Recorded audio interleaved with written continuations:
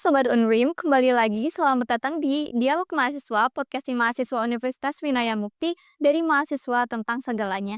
Tempat kita ngobrolin berbagai hal dari yang paling jujur hingga paling lelet. Di sini bareng aku kembali, Jilan sebagai host yang akan menemani kalian ngobrol-ngobrol seputar kemerdekaan di hari ini. Nah, pas banget di episode kali ini dalam rangka memperingati Hari Kemerdekaan Indonesia yang ke-80, kita juga mengambil tema seputar kemerdekaan. Apa sih temanya? Temanya itu apa arti kemerdekaan bagi kita sebagai generasi muda zaman sekarang.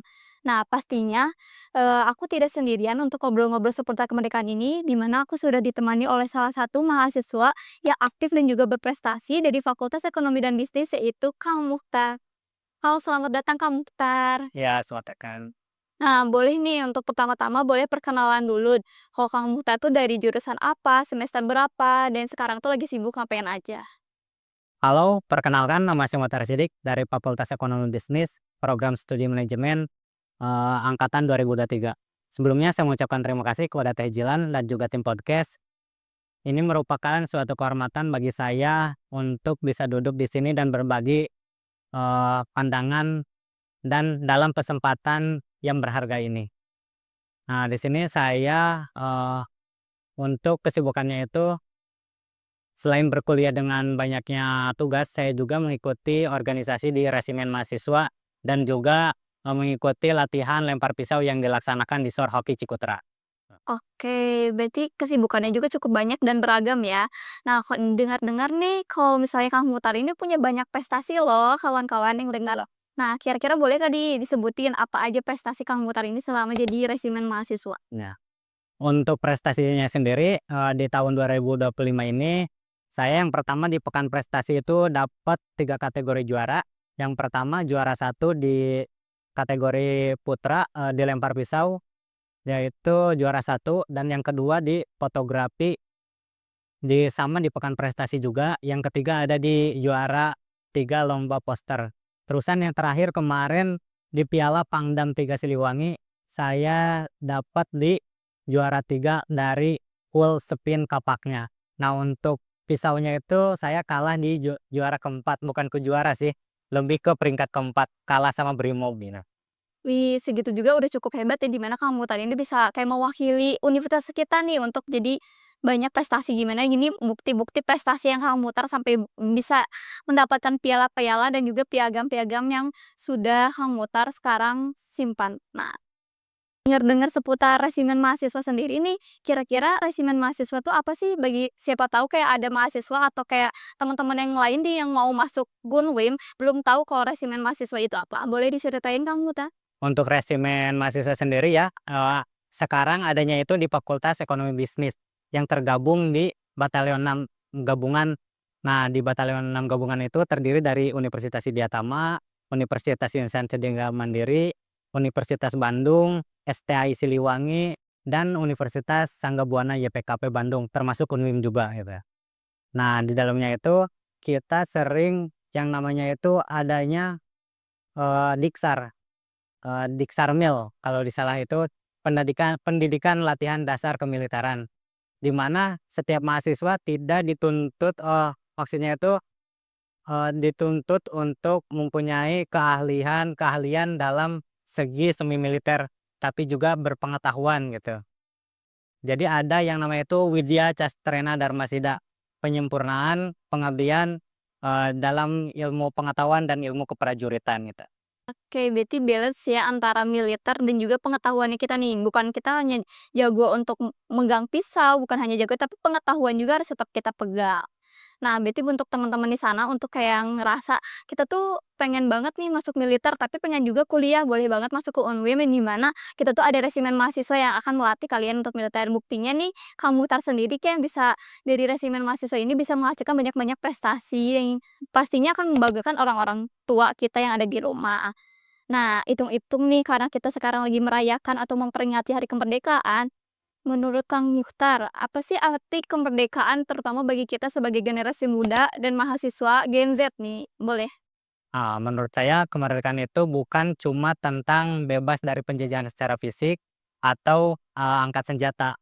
Kemerdekaan sekarang itu lebih luas, yaitu bagaimana anak muda sekarang bisa nentuin arah tujuannya masing-masing gitu.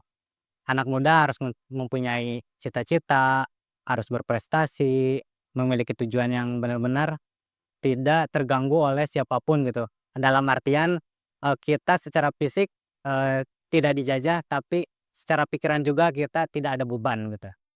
Oke. Nah, kalau misal kita ngobrol-ngobrol untuk lebih spesifik lagi nih kira-kira, kita tuh sebagai generasi muda tuh harus bebas atau harus merdeka dalam hal apa aja sih? Contohnya mungkin kayak dalam hal segi pendapat itu pasti banget ya, kalau misalnya seorang mahasiswa itu pasti harus berpikir kritis.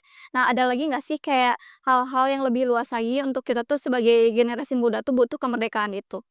Nah, untuk anak muda sekarang itu perlu merdeka di rasa minder dan takut gagal. Di mana banyak sekarang anak muda itu, terbawa pengaruh negatif dari media sosial.